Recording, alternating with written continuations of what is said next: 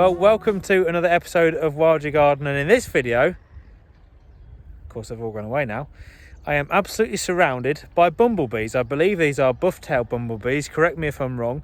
My BID isn't completely 100% bulletproof, but yeah, I'm learning as I go. But bees are incredible, and of course they are an invaluable part of the ecosystem. We all know that. And this video is going to tell you one of the best ways you can help. There's one round my head. You can help these amazing insects in your own back garden, and that is by providing early nectar for them and pollen. So of course, one of the best ways you can do that is by planting one of these.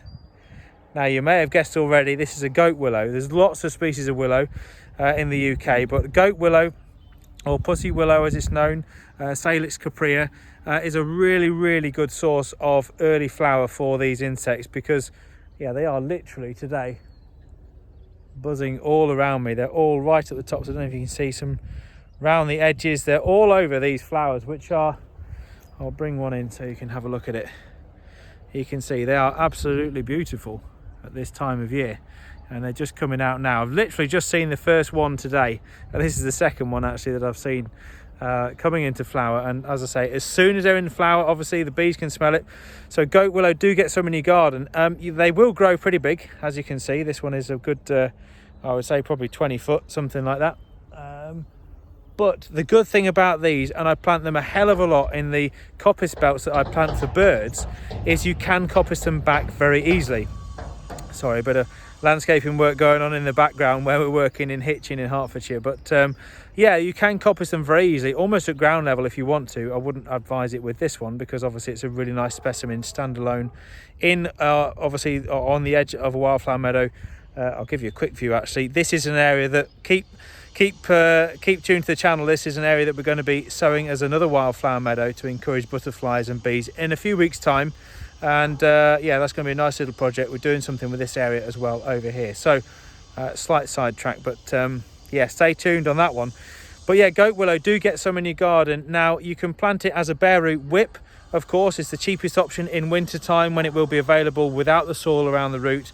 So that's a good time to plant it. Or you can plant it, of course, potted any time of year, but just be mindful if you're planting in the summer to keep it watered.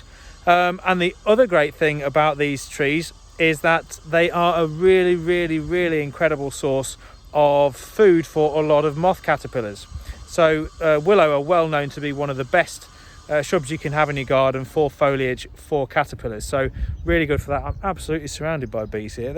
I don't know if you can hear them, they're all over. Ah, here's one. Have a look at this. Can you see? Oh, yeah, they are absolutely all over this willow.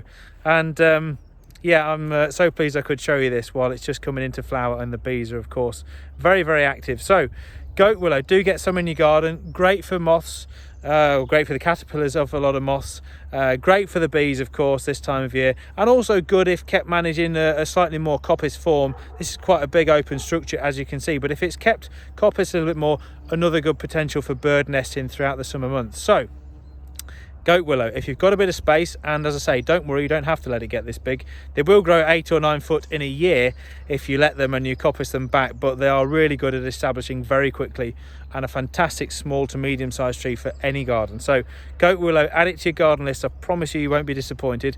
Give the video a like, please, if you've enjoyed the video, and subscribe to the channel, and I'll be bringing you more videos in no time at all on this very quickly approaching spring, which is absolutely wonderful after all the snow we've had. So I'll be bringing you many more videos of what you should be planting in your garden to help wildlife, and how you can make many of these habitats in your own green space. Thanks for watching. I'll see you soon.